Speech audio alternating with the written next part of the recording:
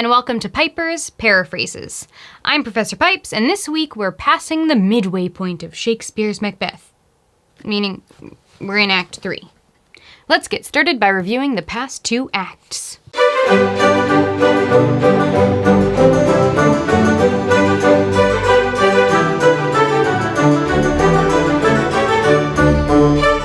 Previously in Macbeth, that titular character, Macbeth, got a prophecy from some major witches that he would be king, and his best buddy, Banquo, got a prophecy that his descendants would be kings. Macbeth's wife was super into this news, and naturally got all hyped up about Macbeth murdering the current king, Duncan.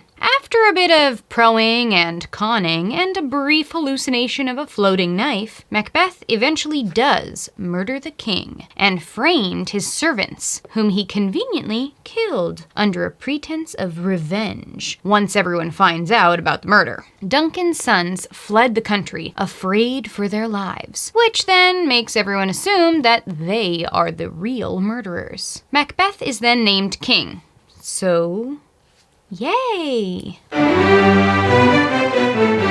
Act 3, Scene 1, Banquo seems a bit worried, and for good reason. He's not entirely convinced that Macbeth's prophecy just happened to come true without some help from Macbeth. He then starts to think about the witch's other prophecy, that his descendants would ascend the throne after Macbeth. Speak of the actual devil, Macbeth enters with his wife and new entourage, since he's now king. He speaks all super nice to Banquo, calling him his most honored guest and assuring him that he absolutely must talk to him tomorrow about politics and stuff, including Duncan's murderous sons who have fled. Banquo then mentions that he's going riding with his son, the one that might end up being king. Once everyone else has left, Macbeth talks about how he's more afraid of Banquo than anyone else. Then a couple of characters, literally just called murderers, enter, and Macbeth talks to them about how Banquo betrayed them and ruined their lives. He gets them all riled up until they agree to murder both Banquo and his innocent son, Fleance. Well, dang, I thought they were friends. In Scene 2, Lady Macbeth seems to be feeling guilty and worried about what she and her husband have done. Aww, premeditated triple homicide not sitting so well with you? How sad. When her husband comes in, also apparently looking upset and worried, she reassures him, conveniently forgetting about her own concerns. Macbeth mentions that he's worried that they have only scorched the snake, not killed it, meaning that there are still threats to the crown, and thus to their power. Like his wife, he laments that the real victims here are not the dead murder victims, since they get to sleep peacefully, but instead themselves, the murderers, since they are full of anxiety and have trouble sleeping. Macbeth then says he's got a plan in motion that will make him feel better, though, because even though Banquo and Fleance are alive, they can be killed. He asks his wife to be super nice to Banquo so he doesn't get suspicious about what Macbeth has planned. He then tells his wife that he won't actually tell her what the plan is, as if it weren't insanely obvious. Scene 3 begins with the two murderers, joined by some new third murderer, waiting for Banquo and Fleance. Pretty soon, they arrive, and the murderers immediately attack Banquo. As he dies, Banquo warns his son to run away, which he does. The murderers realize they can't kill Fleance now, so they head out to tell Macbeth. In Scene 4, things get cray. There's a big ol' feast with most of the lords there. As Macbeth welcomes his guests, one of the murderers enters, so he talks to him secretly and finds out that while Banquo has been killed, Fleance got away, something that definitely worries him. Lady Macbeth tells him to get back to his guests, which he does. But suddenly, the ghost of Banquo appears, sitting in Macbeth's throne, and freaking the heck out of Macbeth, but no one else, since he's the only one who sees the ghost. When he starts to talk to this invisible guest, the lords are like, "What?" that. But Lady Macbeth assures him that it's just some totally normal problem he's had ever since he was a child. Ah, yes, seeing invisible people again, no big deal. Eventually, the ghost of Banquo leaves, but so do the guests. And also, maybe whatever little was left of Macbeth's grasp on reality. Macbeth mentions to his wife that he's heard Macduff plans to steer clear of his royal castle. Probably a good idea, to be honest. And Macbeth's pretty annoyed by this. He also says he plans to go see the witches again. Scene 5 is short and spooky. The witches are back, this time with Hecate, the Greek goddess of magic. Wait, this story takes place in Scotland, not Greece. Whatever. Anyway, Hecate is super annoyed at the witches for telling Macbeth of his future, especially since he's kind of totally a jerk. She's got a plan to trick Macbeth by having the witches tell him prophecies that will make him think he can't be defeated, making him overconfident, and therefore vulnerable. In scene 6, we see Lennox talking to another lord about the strange things that have been going on lately. He seems a little sus as he talks about Malcolm killing his father Duncan and then fleeing, and then the exact same thing happening again with Fleance and his father Banquo.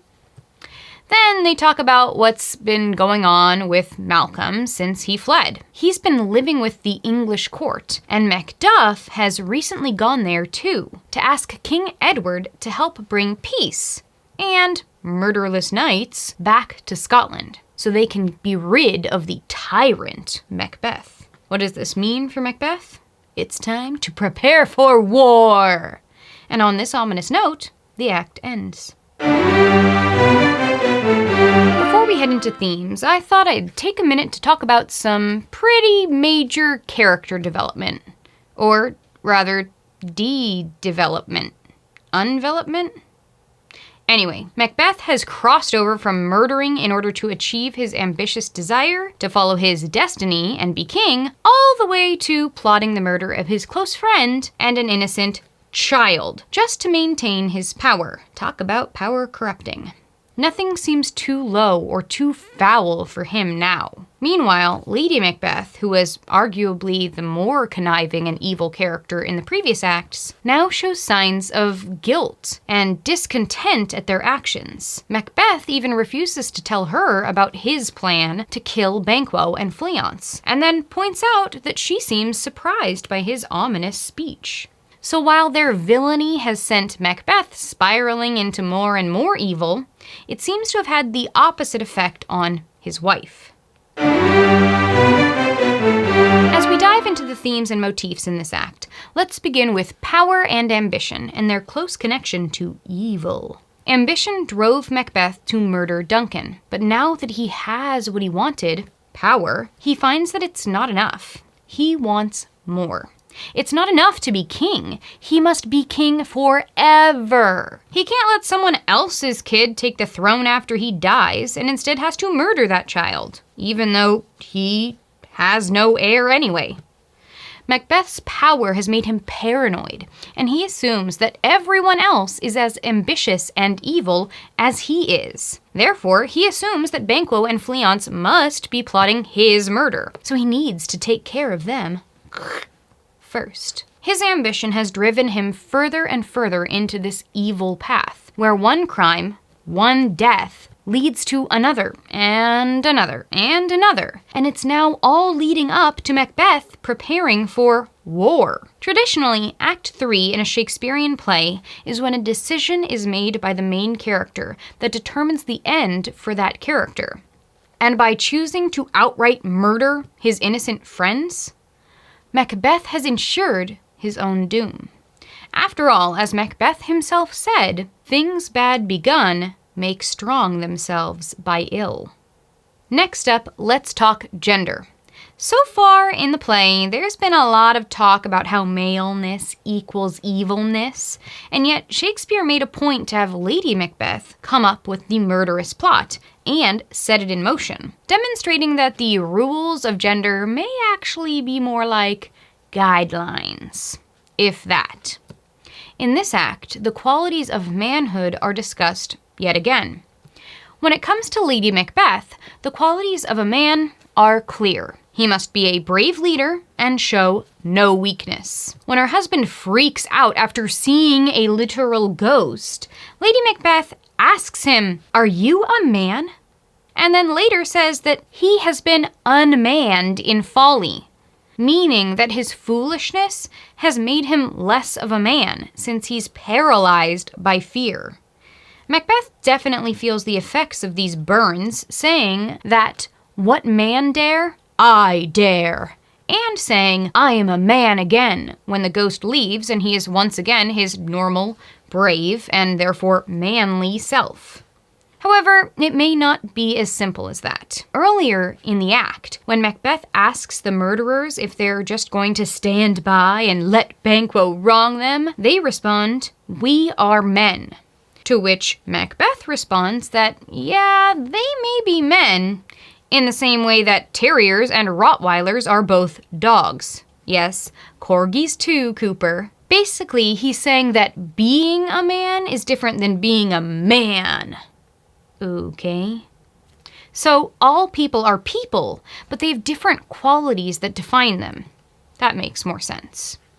However, yet again, it seems that Macbeth sees bravery and a desire to stand up for oneself as necessary qualities in a good man. There's a whole lot of talk about what makes a person seem like a man, which kind of leads us to our next theme: appearance.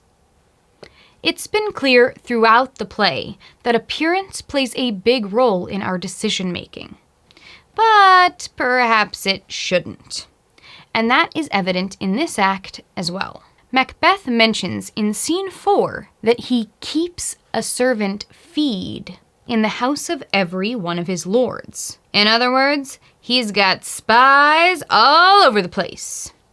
Because Macbeth's appearance is not to be trusted, he suspects the same of all his subjects. And it's true that some people are starting to see Macbeth for who he really is, since Macduff is plotting against him, and Lennox supports that plot. Even Banquo says he thinks that Macbeth played most foully in order to become king, even though Macbeth shows nothing but kindness to Banquo, at least to his face. But sure enough, minutes later, Macbeth literally plots Banquo's murder. Oh, I smell smoke. Maybe that's because he's a liar, pants on fire. Macbeth even tells his wife that they must make our faces vizards to our hearts, disguising what they are. This disconnect between appearance and reality is physically shown through Banquo's ghost. Macbeth is the only character who sees this vision, which demonstrates his continued descent into madness, or rather, his disconnection from reality. He can no longer trust what he sees, just as no one should trust his outward appearance. Next, let's move this trust talk over to fate. It seems that this whole destiny versus self-determination thing has gotten real complicated. Hecate is quite annoyed that the witches have given prophecies to Macbeth, since she doesn't think he deserves them. This would suggest that fate is real, that the prophecies are bound to come true. However, she then says that she's going to come up with illusions that will trick Macbeth. Now, these are also prophecies bound to come true, but they are going to confuse Macbeth and make him think that he's above wisdom, grace, and fear. Hecate plans to do this since she knows that Macbeth's hubris, his overconfidence, will be his undoing. But wait, wouldn't that mean that he is in charge of his destiny? Why bother to trick him if what's going to happen is bound to happen by fate? So we're left wondering, are the witches revealing prophecies? Or are they really just trying to mess with people? Finally, let's talk about that bloody motif. And I do mean blood. I'm not just UK cussing over here. Blood is used throughout the play as a reminder of the evil deeds that are done, and sometimes as evidence of guilt. For instance, Macbeth points out that there's blood on the face of the murderer who comes to visit him. Later, when Macbeth is faced with Banquo's ghost, he tries to justify his evil behavior, to lessen his guilt, by saying that blood hath been shed ere now, in the olden time. And those dead guys just stayed dead, but now they come back to haunt people, and that's even worse than murder. Sure. However, he's not going back to innocent ways now. In fact, Macbeth admits that I am in blood stepped in so far that should I wade no more, returning were as tedious as go o'er. Meaning that he's gone so deep into this evil, into these bloody deeds, that he might as well just keep going with murder, as it's just as easy as stopping. The visual of Macbeth wading deeper and deeper into blood is meant to be disturbing, to show how evil he has become, especially given how unfazed he is by the idea of continuing to just murder people. But the bloody imagery should feel ominous as well. After all, even Macbeth admits that the dead will have their revenge, that blood will have blood. Now that we've analyzed this act, I invite you to consider this food for thought as you reflect on Act 3 of the play that shall not be named. First, what do you think Shakespeare is suggesting about fate, given the events of this act and the discussion of the witches? Second, Macbeth laments that he bears a fruitless crown in this act, meaning he has no child. Meanwhile, there are multiple people being accused of murdering their fathers. What do you think is the significance of these parent-child dynamics, of all this parent talk? Third, what do you think the ghost of Banquo represents? What is its significance, and what is the significance of Macbeth's response to it? Fourth, Macbeth demonstrates a great deal of paranoia in this act. However, in what ways have his fears been justified, and to what extent is he to blame for this? Finally, Lord Acton famously said that power tends to corrupt. But in what ways does it corrupt Macbeth? How have his increasing power and his fear of losing that power corrupted his personality, his morality, and his mental health? Thanks for watching this episode of Piper's Paraphrases. Now go forth, read a bunch, and be much better people than Macbeth.